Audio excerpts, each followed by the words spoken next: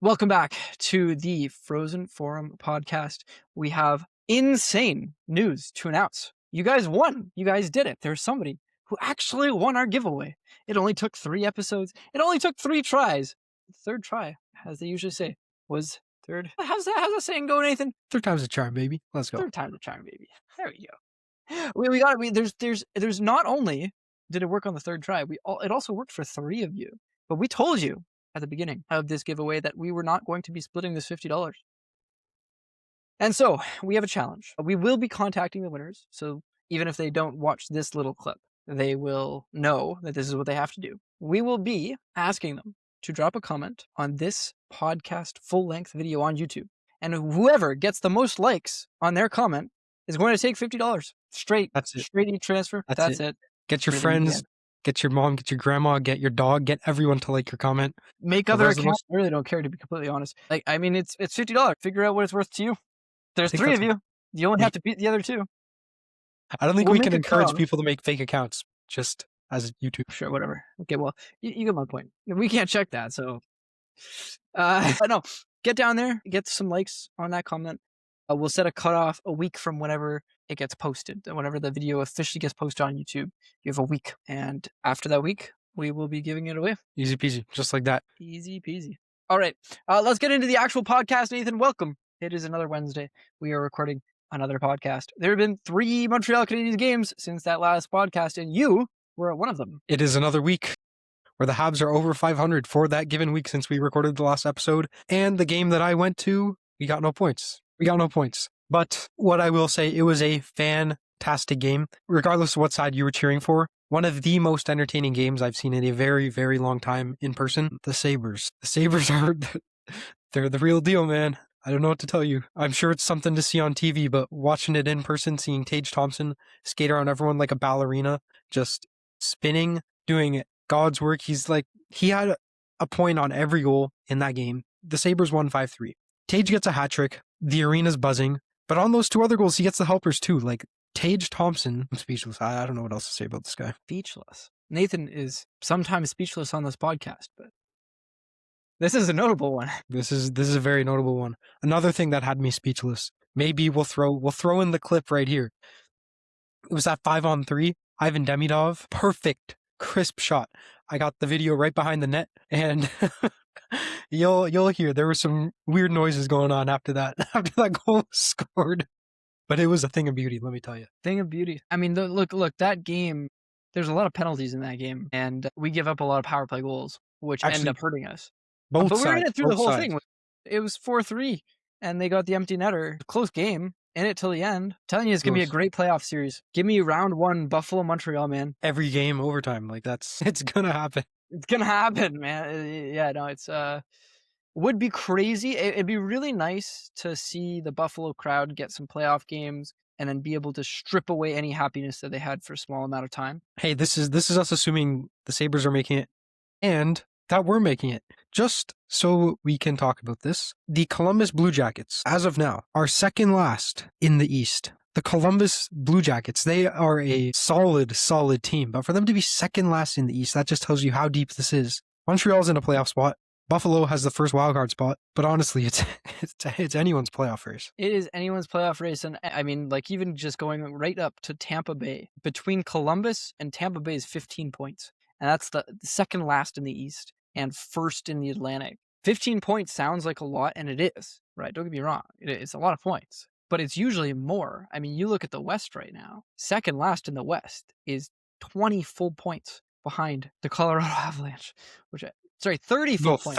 30 points. Oh my God, I didn't do math right. That's crazy. 30 points behind the Colorado Avalanche. And like first in the East, because Carolina's tied with Tampa Bay, 66 points apiece. So first in the East to second last in the East, 15 points. Is literally half as much spread. It's ridiculous. And the biggest thing too, looking at this right now, if you took the entire league's standings, only 5 teams in the West would be in a playoff spot. That's just unreal. And I think what's even scarier is, so Columbus and Tampa Bay, that's like an 8-game spread.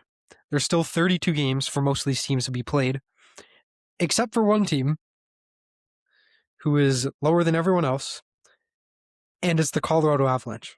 And they have 76 points, and they have 3 to 4 games played, less games played than everyone else. I mean, there's a little bit here, like when you have games that you have to make up later in the season, there is something to be said about a lot of those are going to be back-to-backs, right? This isn't like you're fitting them in rest days for other people. They haven't played as many back-to-backs yet as other teams. So maybe the numbers are inflated a little bit, right? Maybe you could say that in back-to-backs they're less likely to win both, whereas when they're spread out, maybe they're more likely to win both. But still, I mean, it's still crazy. It's like 76 points. Just what nuts. Are we doing here, man? I know. So, Alex, 3 games: Buffalo, Ottawa, Minnesota. Who are your 3 stars? Number 1's Lane Hutson. I thought it was pretty obvious who the first star should be, but okay.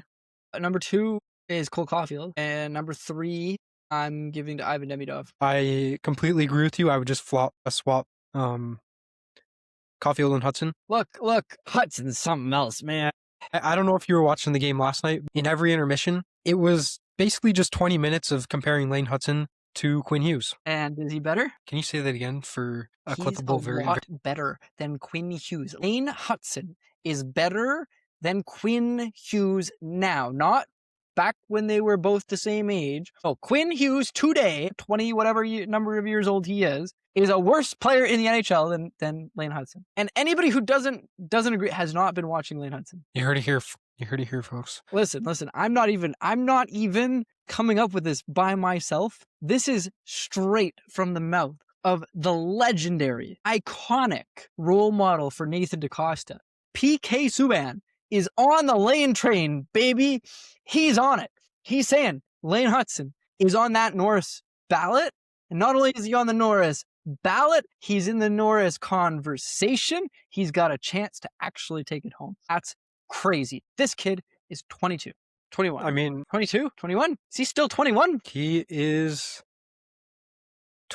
Is he not 20? 21. He's 21. He's turning 22 on Valentine's Day. There you go. Wow. That is nuts. If I think of the top 3 defenders in the league right now, it's Makar, Hudson, Hughes. Yeah, and could you imagine saying that the top 3 defenders in the league, only 2 of them are going to the Olympics? Okay, I don't know if you saw this earlier today, but the Americans had to replace a defenseman. They took from the Anaheim Ducks Jackson Lacombe, but I don't know who he is. I can tell you who he is. He's actually a pretty decent defenseman, but like... Look, I don't pay attention to the Ducks, but I feel like more people around the league, Canadians, Americans, whoever, would probably say Lane Hutson's a better person to take. Again, he's top 3 defenseman in the league. And the biggest thing too, you need to be one of the top defensemen in the league. You have to rise in the big moments. Find me a defenseman that rises more. This kid is absolutely insane in those moments. Who do you want to have? Like really the conversation, you look at this Habs team, it is the deepest roster in the league in terms of top 5, 6, whatever it is. I think that the Habs, the stat is that the Habs have the most players over like 40 points 40 as points, of right now in the season, with 5, which is nuts, right? Like that's like 60 to 70 point seasons at least for at least 5 guys. 2 of them are above a point per game. One of them is real close to a point per game. Which one of those 5 do you want to have the puck with a minute left in the game, down a goal? Any one of them. Any one of them, yeah, but which one? If you had to choose one. Cole Caufield. No, you want him to be shooting. You don't have the puck, right? There's a difference between having the puck and shooting the puck, right? Yeah, you want Lane Hutson with the puck. You want Lane Hutson with the puck, and good things are going to happen. Right? It's like that. That's it. Right? Like that's it happens all the time. And last night, I don't know if you saw this, but the Team USA GM was at that game in. Well, because is it the Team USA GM, the GM of the Minnesota Wild? Yeah, it's the GM of the Minnesota Wild. Bill Guerin, Billy. Call him Billy. Bill Guerin. And guess who scores last night? Cole Caufield and Lane Hutson, right in front of him. We're going to talk about that and more in this week's edition of the Frozen Forum Flash. Let's get into it. Nathan, we do this every week nowadays, mostly whenever I remember how to do them. We have 10 questions for you. 5 questions about the Montreal Canadiens, 5 questions about the rest of the NHL. We're going to give you about 30 seconds to answer those questions. And then we're going to fly to the next question. super fast-paced, super on the go.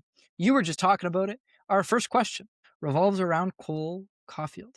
But the question is, how nasty was it for the official Montreal Canadiens page, Twitter page, mind you, in releasing the video of Cole Caufield's goal with 15 seconds left in the game last night?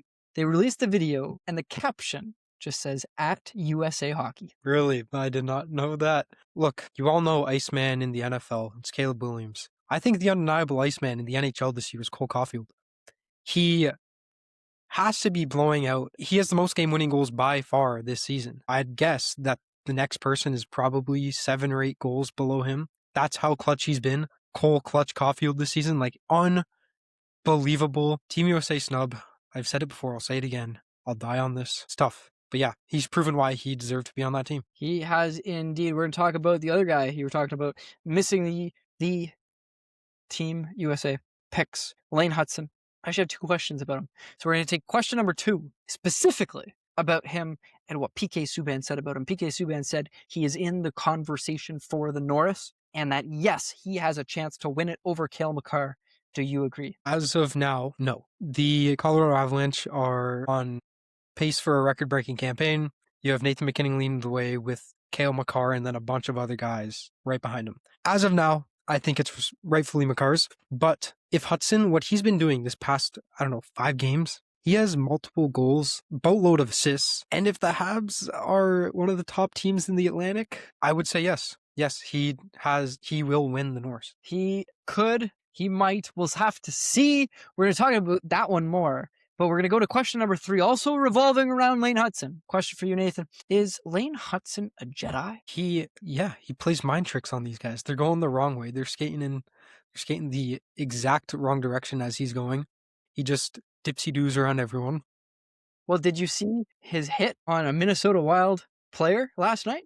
Yes, when he rocked that guy right at the blue line and rocked him. Sent him flying. Sent him flying! And then got a penalty, rightfully so, right? Rightfully. Yeah.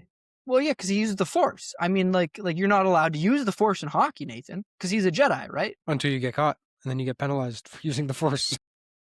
Right, yeah, we'll go to question number 4. I wanted to throw that one in there. I was curious if you'd pick up what I was throwing out. We'll go to question number 4. Last night in the Minnesota Wild game, Philippe Danault gets his first goal of the season, but more importantly, his first goal in his return to the Montreal Canadiens. Do you think, sometimes you just got to get the monkey off your back, right? You're thinking about it a little bit too much. Do you think that goal is what is going to lead to Philippe Danault getting some more goals and getting more offense going because now he's just a little bit more relaxed? Look, honestly, okay, we have 4 guys over 40 points. We have a lot of guys who are very capable of scoring, like Oliver Kapanen.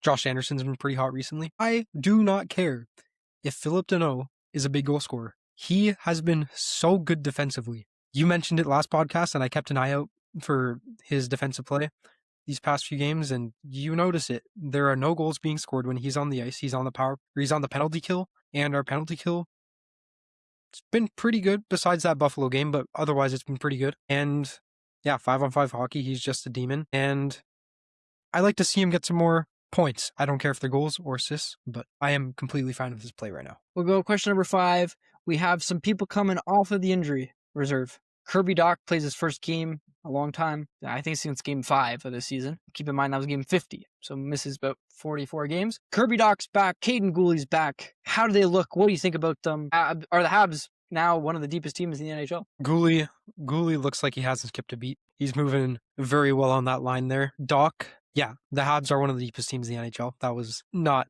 debatable even without them. But Dach, on the other hand, he still needs to find his form. Whenever he gets injured, it always seems like it takes him a little bit to get back into the rhythm. Then he finds his groove. Then unfortunately he gets injured again. So I think the same thing will happen. He'll need a few games to get back into it. What? He's going to get injured? No, he's not going to get injured. He's going to find his rhythm. And this is the time, baby. Let's hope he does not get injured, and let's hope he can find that groove. We'll go into 5 questions about the rest of the NHL. The first one, something to do with the Habs. Are the Ottawa Senators the poorest franchise in the league? Or do their fans just not care when Montreal's in the building? Look, I get where this chirp is coming from, but it's like this in every barn, it feels like. any barn the Habs play at, God, it's always half Canadian fans. Even in Buffalo the other day, it was 50% Canadian fans in that arena. That happens in Habs Toronto. fans, That happens in Ottawa. the crowd in Ottawa booed Brady Tkachuk when they showed his highlight in the pregame video. In Ottawa, man. Well, the Habs fans outbid them for the tickets. They got them all too quick. That's all I gotta say. Who's going to Canada? If you live in Ottawa, you're not driving to Canada to watch them play at the freaking Canadian Tire Center. Like, let's be real. Oh, we'll go question number 7, I believe.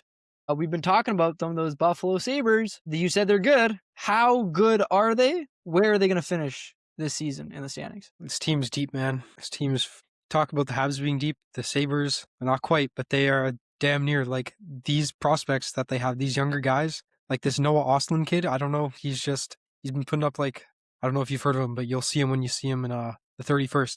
He flies out there. Their defensemen are big. They cover a lot of space. They're positionally sound. The Sabres are legit. And man, I said it last week too, but the people of Buffalo really deserve this. This team looks like they have the pieces finally. We'll go into question number 8. We've got some trade-related questions for you. We saw 2 trades in the last week. One of them pretty big, the other one a little bit smaller, but still pretty big. First up, Rasmus Andersson gets sent from the Calgary Flames to the Vegas Golden Knights, who apparently have infinite space on their roster. In exchange, Calgary gets Zach Whitecloud, who is a name that you should potentially know, prospect named Abram Weeb, who is 22 and has never played in the NHL, and a first-round draft pick and a second-round draft pick. What do you think of the trade, and what do you think about the Vegas Golden Knights with Rasmus Andersson on them? I like it. I like the play. I think all of us coming into the season, we thought Vegas would be the absolute favorite. They would just walk on everyone, and they haven't turned out to be that team. And Rasmus Andersson is a piece that they need. I just really hope Vegas continues the tradition of if Rasmus Andersson stares at you after he scores. Have you seen this in Calgary? Rasmus Andersson's thing when he's at home or wherever he plays, after he scores, he'll just stare at a random fan in the audience, and then the arena staff will bring down a shirt that says Rasmus Andersson just stared at you. Calgary was doing that, so I hope they keep that going in Vegas. But in all seriousness, it's a very good play for Vegas because it gives them a little bit more depth, and they need it if they want to have a chance getting out of that West. I like it. We'll go second trade, question number 9. Kiefer Sherwood, who, if you haven't heard that name, this guy has led the league in hits the last 2 seasons. Plays with a lot of grit, scores a lot of goals, 17 goals in the season so far, 23 points, so not the playmaker on a Vancouver Canucks team that isn't very good. Gets traded to the San Jose Sharks. Who thought they were going to be buying? They pay 2 second-round picks for him, but and a guy named Cole Clayton, who's just his AHL guy. But Kiefer Sherwood to the Sharks. Are the Sharks actually going to be trying to get in the playoffs this year, Nathan? Where are they? Right, they are in a wild card spot. Look, I think they realize Macklin Celebrini is the real deal. You try and build around this kid as much as you can while you can. They're gonna be aggressive every year for the next decade in their trades, in their deal making. They're gonna want to build around this guy. Yeah, they're making a playoff push, and I really think they can do it this year. LA doesn't look like the same LA that they have looked like in the past 5 years. Let's be real. Nashville and Calgary, they got rid of Anderson. Nashville, I just don't really have faith in them. And then the bottom of the West, nothing's going right there. So yeah, I think the Sharks realize they're in a solid spot. We're going to go question number 10. This one might hit a little home for some people watching. We're going to talk about the Vancouver Canucks. Now, every year, there's a team that tanks, and tanks hard, because they're bad. And that team this year is the Vancouver Canucks. Not only do they have the least number of points in the league, they're on an 8-game losing streak. They're on I think it's over 10-game pointless streak. Winless streak. That's what I meant to say. 10-game winless streak. And they sit a comfortable 9 points behind anyone else in the league. My question for you, Nathan, we talk about this every year with the way the lottery works for the first overall pick. Do the Vancouver Canucks deserve the first overall pick? Do they deserve it? No. I think it'd be a waste of McKenna's talent. I'm sorry, it just would be. If you had a player like him just rot on the Vancouver Canucks who are just disassembling the team, they don't deserve it. He said in an interview last week that he wants to play for the Calgary Flames. That would be a team that I think could deserve it, and he would love playing there. So it really is just the Gavin McKenna sweepstakes, and I don't think Vancouver has deserved him. That concludes our Frozen Forum Flash. 10 questions. I hope you like the questions. I just pulled up a stat, and I say this because a stat that we talked about a lot on this podcast last week got a lot of views. So we're going to start implementing some more stats into these podcasts. Hopefully we can clip them properly, or in a way that gets people to click on them, because seems to be the most sporadic thing I've ever seen in my life. Because I'll see one clip and I'll be like, man, this was a great clip, and it get 25 views. And then the next clip is like, wow, this is terrible. It gets 40,000 views. Like, okay, great. Did you know that I said in one single TikTok, Nathan, I said the Demidov, Kapanen, Slavkovsky line like 14 times in one clip? Like, doesn't that get, like, that has to get annoying? Hey, anyway, you drilled it in their head. Drilled it, man. Well, we're talking about Lane Hutson a lot this podcast, Nathan. Lane Hutson in the entire league right now sits 6th in goals above replacement. Okay, so this is overall net impact, right? This is not just like his own scoring and stuff. I mean, it's his scoring. It's like in terms of assists and stuff. That's all calculated in this. But 6th, Lane Hutson is 6th. Okay, who's 5 above him? First in the league. Couldn't have guessed this one. Nathan McKinnon. No, Connor McDavid. Fine. Second in the league is who? Nathan McKinnon. Nathan McKinnon. Third in the league is who? Macklin Celebrini. 4th, Vegas Golden Knights star Mark Stone. 5th, Winnipeg Jets, Josh Morrissey. Josh Morrissey. He's up there as a defenseman. And 6th in the league, Lane Hutson. They estimate that Lane Hutson alone is responsible for 5.2 points in the standings for Montreal. So if you take Lane Hutson off of this team, we have 5 less points, which would put us in the second wildcard spot. Okay, if that's Lane Hutson's impact, what is Connor McDavid's? Connor McDavid's around the same, actually. So Lane Hutson's 5.2, Connor McDavid 5.9. So an extra point, which is not insignificant in this NHL, right? That's unreal. They estimate that he's worth, and that's literally his own, like they're saying that's worth 17.1, like that's 17.1 goals this season in it, like above that Montreal has scored because of Lane Hutson. Like, what's the contract he's on? Like 9 million for 8.85 for how many years? 8. I think it's 8 by 8.85. Pretty good deal. I couldn't believe it. I was pulling this up because at one point, our buddy Cole Caufield was first in the league. That might have been XGAR though. Let's check that one. In terms of expected goals above replacement, Cole Caufield sits 9th in the league. That's unreal. Is there a way for you to check the stats on how many game-winning goals each player has this year? Yeah. Let's check that, right? Like Cole surely is at least 6 goals above the next person because he's won each of the last 2, and then he was on an absolute tear at the beginning of the season. Like, who is more clutch than... There's nobody more clutch than him this year in the league. One person, and tied. Tied with him? Tied with him. Nashville. Forsberg? O'Reilly? Damn coach. What? That's wild. They've got 7. Both of them have 7 game-winning goals this season. Insane. In the second, you've got Dylan Larkin, Brandon Hagel, and Dylan Gunther, all with 6. Okay, maybe my 6 goals above the next person was a little outrageous. I thought it was a little outrageous, but it's all good. I mean, the big thing, like look at these lines though. Like, you can't even compare these two. Steven Stamkos, Cole Caufield both have 7 game-winning goals this season. Steven Stamkos has 16 less points than Cole. His plus minus is 28 points lower. Cole is a plus 15. Stamkos minus 13. Like, Cole Caufield leads the league in overtime goals with 4.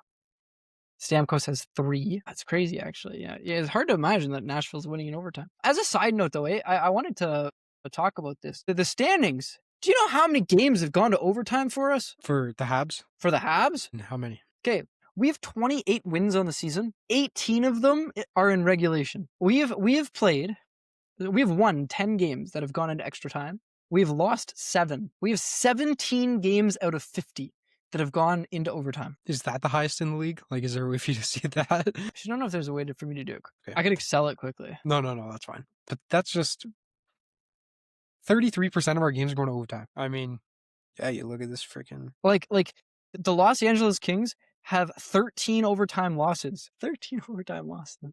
It's brutal. And they have seven wins. So they have 20 games that have gone to overtime. Who else is up here? Vegas has 19 games that have gone into overtime. They've lost 12 of them. Like, disgusting. Actually crazy stats, man. So much overtime. And Minnesota's at 18 going overtime. Wow. They are on a tear too. They're third in the league right now since they got Quinn Hughes, bro. They've been lethal. And since Tarasenko remembered how to play hockey too. Well, they've been lethal until the 15-second mark in the third period. True. And you don't get any points out of that one, do you? We get any points out of that one, no. And more importantly, we get the regulation win, which is very important because that's a tiebreaker. Did you know, fun fact, defenseman points, do you know who's second in defenseman points right now? Wayne Hudson. Do you know who's first in defenseman assists? Do you know who's first in rookie points? Ivan Demidov. Leading Matthew Schaefer by 9, by the way. Do you know who's leading rookie goals? Oliver Kapanen. Leading Matthew Schaefer by 3, which is not that impressive. Matthew Schaefer having 13 goals is crazy. Note that Ivan Demidov in this stat is in 5th with 11. So in the top 5 in rookie goals, we've got 2 of the top 5. Who's first in rookie assists? Obviously, Ivan Demidov. 11 more assists than Matthew Schaefer. Just wait till we have Michael Hage, bro. Man, I'm telling you. And this Russian kid. This other Russian kid. This other Russian kid, man. Yo, this team is going to be so deep. I mean, like look, right now, that Demidov, Kapanen, Slafkovsky line, day in and day out, the number of chances that they got in the first period yesterday was ridiculous, right? The number of times that they had the puck and were doing some special things with it was like, wow, absolutely insane. It's crazy. It's like what are we? Team's deep and we haven't even gotten to the craziest thing yet. San Jose trading us a prime Carey Price makes his return. I can see it happening. Carey Price coming back to the Bell Center with this team. Listen. Carey Price is going to be the next goaltending coach of the Montreal Canadiens. I don't care what I like. You're not allowed to have any agreement in place. Carey Price is the next goaltending coach of the Montreal Canadiens. I'd bet $1,000 on it. Yeah. I think you're because our goaltending has been terrible, by the way. Like, you want to talk about some fun stuff. Here's a fun stat. Ready? Let's see if I can get save percentage. Team save percentage. Montreal, 6th last in the NHL. Yeah, I know. I think we also have 7th most goals allowed per game or something like that. 6th last in the NHL. Do you know who's first? Like the worst? No, like the best. Like the best save percentage in the NHL. Which team? It's really hard. Colorado Avalanche. Yeah, and you know who's second? This one's hard. Actually, our New Jersey Devils. The Seattle Kraken. Could you imagine having the second best save percentage in the entire league as a team? That's not one goalie. That's as a team. And you're not even in a playoff spot. What does that say about your team there? Man, Minnesota's 3rd. LA is 4th. Islanders are 5th. Ilya Sorokin's having a year for himself. I wonder if he's Vezina winner this year. Nah, it's him and Logan Thompson, right? But I think if Washington doesn't make the playoffs, it's going to be Sorokin. It's a good take, but who knows if the Islanders will make the playoffs either. They're in a good spot. Right now, they are 2nd in the Metro. Okay. 2nd in the Metro. Like, imagine if they had Noah Dobson, man. Like, they'd actually be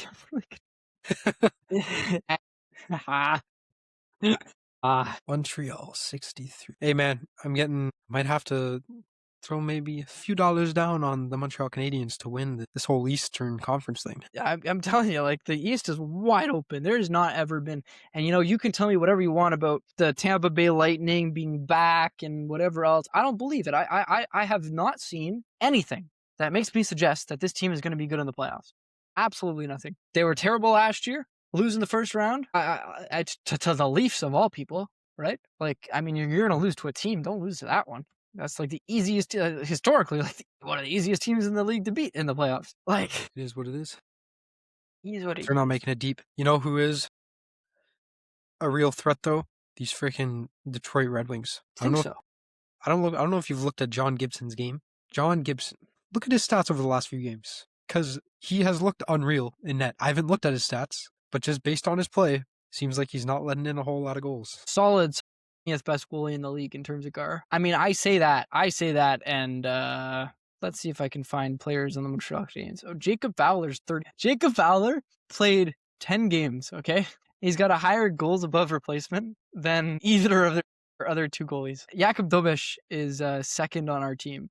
He's 47th in the league. Sam Montembeault is 74th in the league with negative 6.5. Because of Samuel Montembeault, we've lost 2 standing points. We should have 2 more standing points if we just had a replacement level goalie in the NHL playing instead of Samuel Montembeault this season. Although that's been coming up because he was a lot lower. He's not Jordan Binnington level, you know. I mean, I don't know why you would take a minus 17.6 goals above replacement Jordan Binnington to be on your Team Canada. You could have had a minus 6.5 Samuel Montembeault, but you know, it's fine. Did you know Jordan Binnington is responsible, according to this, for 5.3 standing points? Makes sense. But I've said it. Everyone said it. You've heard it a million times. He has that clutch factor that you need in those. I don't think he's going to start. I think it's Logan Thompson all the way, baby. The whole time? Yeah. Like this is what I'm looking at, okay? Right? Jordan Binnington, minus 17.6 goals, minus 5.3 standing points. 17.6, 5.3. Logan Thompson, first in the NHL, 27.5 goals saved above replacement. That difference, what did I say? It was 17 something for Binnington. That means this total is 45. Like the difference in goals, Logan Thompson has saved 45 goals more than Jordan Binnington this season. And he's responsible for 8.3 standing points by himself. What was it? Minus 5 something? That's 13 more standing points if you have Logan Thompson over Jordan Binnington. Do you know what 13 standing points gives you if you're the St. Louis Blues? 5th in the West? They're second last. Like, you're going to tell me that you're going to put this Jordan Binnington, you're going to put him in net because, he was a little good last year. Like, he saved some pucks. You kill McCarr on defense. Like, what do you think's going to happen? You're going to let in, 14 goals? Look, I wouldn't put anything past Cooper if they took Cirelli. I just, that, it's going to piss me off. You don't even know because they're going to do it. I already know they're going to do it. They're going to put Binnington in the first game. It's going to be Binnington. He's going to play okay because he has good defense in front of him. God. Put him in against Latvia or something. And then if he lets in a single goal, bench him for the rest of the tournament. Done. Gone. That's what it is. You have to shut out Latvia if you let in a single goal. How many teams are in Olympic ice hockey? I don't even know. I don't even know. Is there an Italian team even? They're hosting. Think so. Is there? I don't think so. I don't think there is. There is a Team Italy. Man, they're going to get killed. You got 3 groups. You got Team Canada, Czechia, Switzerland, and France. Good luck, Switzerland. Good luck, France. We're facing Czechia. Group B, Slovakia, Finland, Sweden, Italy. That's a group, man. Like, if you want to put yourself in a group, you put yourself with Sweden, Finland, and Slovakia. I can't wait to see what Juraj Slafkovsky does to Team Italy. It's going to be insane. Group C, United States, Latvia, Germany, Denmark. That is going to be a beatdown. Well, and then in the women's side, there's a Team Japan. There's no Slovakia, and there's no Denmark or Latvia. Interesting. This will be good. This will be a good tournament. Hold on. That's Canada 2 weeks away. Hockey Canada has a view for rosters or whatever for the Olympics, and for every other team other than Canada, they don't have the rosters in. So it's okay, well, that's useful. So Canada and the States are going to be the wagons. Are you Who's ready? next? Are you ready? Slovakia. Man, sorry, this is too funny. I got to do it. Okay, ready? Now, keep in mind there was talk at one point of letting people who had Italian heritage from the US or Canada play for Team Italy. Okay. They decided not to do that. This is Team Italy. Got Matthew Bradley, plays for HC Bolzano. Tommaso Del Luca, who plays for Ambri Piotta. Got Cristiano Di Cancinto, who plays for HC Bolzano. You got a lot of people on this HC Bolzano thing. It's an Italian league, by the way. Let me guess who the head coach is. It must be this guy. Oh yeah, that's actually really good. HC Bolzano is definitely the head coach. Men's hockey head coach. Jukka Jalonen. That's his name? Or that's the team? All right. Despite no players having NHL experience, Damian Clara, who's a goalie, and Thomas Larkin, a defenseman, both named to Italy's roster, were drafted by the Anaheim Ducks and Columbus Blue Jackets. There's 2 players. Wow. That have been drafted. If they score a goal on Team Canada, just give them the gold medal. Jukka Jalonen He's Finnish? What the hell? Wait, I don't understand. All right, so they didn't allow any Italian Canadians to play, but they allow a Finnish head coach. Yo, wait. Lana started his thing. So he's a Finnish professional ice hockey player, former player. In 2011, 2019, 2022, he led the Finnish national team to the gold medal in the IIHF World Championship. And at the 2022 Winter Olympics, he coached that team to win the first ever Olympic gold medal in ice hockey. And he was in 2024, he signed a 2-year contract to become the head coach of the Italian national team. What?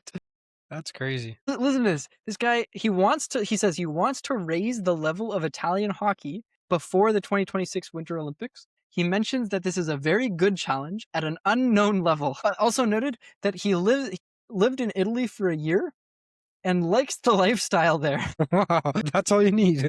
That's all you need, man. You're coming from Finland, where you freeze to death half the year. You're going to Italy. You're like, oh, yeah, I could drink an espresso, some wine, have some pasta, and I'm good. Easy peasy, what a life. Easy peasy. Living in Milano. Milano. All right, Alex. I think we should wrap it up. We're getting a little too off the rails. We're just rambling about nonsense. We're talking about Hugo Gando or whatever. I can't believe it. I mean, like, that's an all-timer right there. All right, everyone. Thank you once again for watching the Frozen Form podcast. Thank you to those of you that have made it to this point in the episode. And in case those of you that are in contention for winning this $50, you're here right now, make sure that you leave a comment, any comment, and just make sure that you get your friends, your family, everyone to like it, because whoever has the most comments on this video will win that $50. With that being said, make sure that you like, comment, subscribe on this YouTube video. Make sure that you follow us on Instagram, Facebook, TikTok, Twitter, Apple Podcasts, Amazon Podcasts, Spotify. We're everywhere, anywhere you can consume content, we are there. And make sure that you follow us there as well. Really helps us with the algorithm and helps us grow a lot. And we have been growing pretty steadily these last couple weeks, and it's thanks to you guys. So, with that being said, au revoir et bonsoir.